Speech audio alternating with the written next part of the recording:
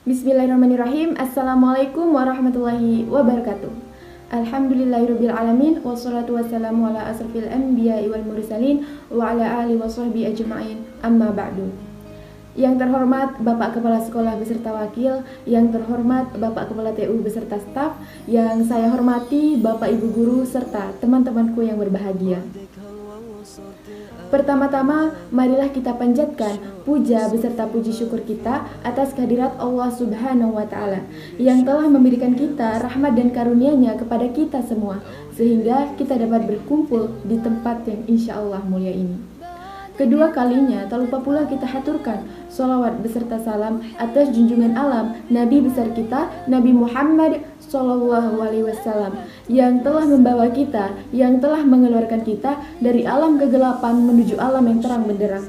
Dengan kata lain, minaz zulumat ilan nur, yakni ad-dinul Islam. Baiklah, untuk memanfaatkan waktu, saya Lala Ruanda akan menyampaikan sebuah pidato singkat yang berjudul Jangan Mengeluh Jika Dilanda Peluh. Hadirin rahimakumullah, manusia dilahirkan mudah mengeluh.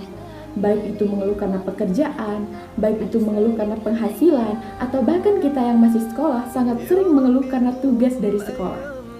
Dan juga nih teman-teman, kita bahkan pernah mengeluhkan sikap seseorang yang terlihat tidak peduli terhadap kita. Itu pun kita keluhkan. Hal ini membuktikan bahwa kita sebagai manusia tidak pernah lepas dari kata mengeluh. Padahal teman-teman, mengeluh itu sama sekali tidak ada gunanya. Artinya mengeluh itu hanya dapat membuang waktu kita saja. Kenapa? Karena untuk apa kita mengeluhkan sesuatu yang sudah pasti terjadi? Teman-teman, dalam konteks kehidupan, itu pasti ada pahit manis kehidupan, pasti ada hitam putih kehidupan, dan itu sudah pasti akan terjadi. Lalu untuk apa kita keluhkan? Gitu. Lalu, bagaimana caranya kita mengatasi sikap mengeluh jika diberi ujian oleh Allah Subhanahu wa Ta'ala? Jadi caranya adalah ketika kita diberi ujian atau ketika kita diberi cobaan oleh Allah Subhanahu wa Ta'ala, maka kita harus menerimanya dan kita harus menjalaninya dengan ikhlas, dengan lapang dada dan juga dengan sabar. Dengan hal itu kita akan terhindar dari mengeluh. Sikap mengeluh juga menunjukkan kekerdilan jiwa dan kekerdilan hati dalam diri manusia. Kenapa dikatakan seperti itu? Karena kalau kita mengeluh, kita akan menjadi lupa, kita akan menjadi abai terhadap nikmat dan juga rahmat yang telah Allah berikan kepada kita. Jadinya kita menjadi tidak bersyukur terhadap hal itu. Maka hati-hati ya teman-teman, jadi kita tidak boleh terus-terusan mengeluh. Apabila kita diberi cobaan dan juga kita diberi ujian oleh Allah Subhanahu wa Ta'ala, itu berarti karena kita mampu untuk menjalaninya. Bayangin deh teman-teman, dari miliaran manusia yang dipilih untuk menjalani ujian dari Allah Subhanahu wa Ta'ala itu kita. Berarti kita adalah manusia pilihan Allah Subhanahu wa Ta'ala untuk menjalani ujiannya. Jika Allah Subhanahu wa Ta'ala memberikan kita ujian, bukan berarti Allah tidak sayang kepada kita.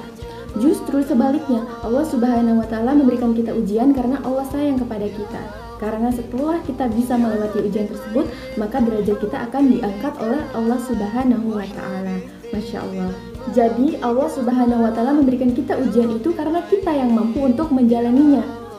Karena Allah Subhanahu wa Ta'ala tidak pernah membebani hambanya di luar batas kemampuan hambanya. Hal ini sesuai dengan firman Allah Subhanahu wa Ta'ala dalam Al-Quran surah Al-Baqarah ayat 286 yang berbunyi, A'udzubillahi minasyaitonirrajim, Bismillahirrahmanirrahim. La yukallifullahu nafsan illa wus'aha, la ma kasabat wa 'alaiha ma iktasabat. Rabbana la tu'akhidhna in nasina aw akhtana. Rabbana wa la tahmil 'alaina isran kama hamaltahu 'alal ladzina min qablina. Rabbana wa la tuhammilna ma la taqata lana bih. Wa'fu 'anna waghfir lana warhamna anta maulana fansurna 'alal qaumil kafirin. Yang artinya, Allah Subhanahu wa Ta'ala tidak pernah membebani hambanya melainkan sesuai dengan kesanggupannya. Dia mendapat pahala dari kebaikan yang telah dikerjakannya dan dia mendapat siksa dari kejahatan yang telah diperbuatnya. Mereka berdoa, Ya Tuhan kami, janganlah Engkau hukum kami jika kami lupa atau kami melakukan kesalahan. Ya Tuhan kami, janganlah Engkau bebani kami dengan beban yang berat sebagaimana Engkau telah bebankan kepada orang-orang sebelum kami. Ya Tuhan kami, janganlah Engkau pikulkan kepada kami apa yang tidak sanggup kami memikulnya. Maafkanlah kami, ampunilah kami, dan rahmatilah kami. Engkaulah pelindung kami, maka tolonglah kami dalam menghadapi orang-orang kafir. Jadi ayat tersebut menjelaskan bahwa Allah Subhanahu wa Ta'ala sama sekali tidak pernah membebani hambanya di luar batas kemampuan hambanya. Jadi jika Allah Subhanahu wa Ta'ala memberikan ujian terhadap hambanya, maka hambanya itu mampu untuk menghadapi ujian itu. Hadirin rahimakumullah, tanpa kita sadari, kita paling sering mengeluhkan tentang doa kita yang tidak dikabulkan atau yang belum dikabulkan oleh Allah Subhanahu wa Ta'ala. Padahal sudah sering kita haturkan, padahal sudah sering kita langitkan. Lalu kenapa masih tidak dikabulkan? Nah, itu karena kita tidak mampu untuk menerima apa yang kita minta. Dan juga Allah Subhanahu wa Ta'ala akan mengganti apa yang kita minta dengan sesuatu yang lebih baik lagi bagi kita. Sebagai perumpamaan, ada seorang balita yang meminta pisau kepada ibunya. Otomatis balita itu tidak akan dikasih pisau kan oleh ibunya. Nah, seperti itu juga kita.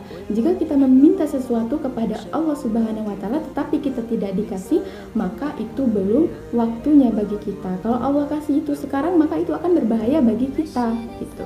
Jadi Allah Subhanahu wa Ta'ala mempunyai rencana yang jauh lebih indah daripada apa yang kita rencanakan, dari apa yang kita minta. Karena Allah Subhanahu wa Ta'ala tidak pernah menghancurkan rencana kita, tetapi Allah Subhanahu wa Ta'ala menyelamatkan kita dari rencana yang akan menghancurkan kita. Dan juga teman-teman, Allah Subhanahu wa Ta'ala tidak mengabulkan permintaan kita karena Allah Subhanahu wa Ta'ala akan mengganti permintaan kita dengan sesuatu yang lebih baik lagi. Karena sesungguhnya apa yang kita punya pada saat ini adalah hadiah terbaik dari Allah, dan apa yang kita jalani pada saat ini adalah takdir terbaik dari Allah Subhanahu wa Ta'ala. Jadi seperti itu ya teman-teman. Ingat, kita tidak boleh mengeluh lagi. Sekian pidato dari saya. Semoga kita bisa mengambil fadilah dan hikmahnya. Apabila ada kesalahan kata maupun ucapan, mohon dimaafkan. Wabillahi taufiq wal hidayah. Wassalamualaikum warahmatullahi wabarakatuh.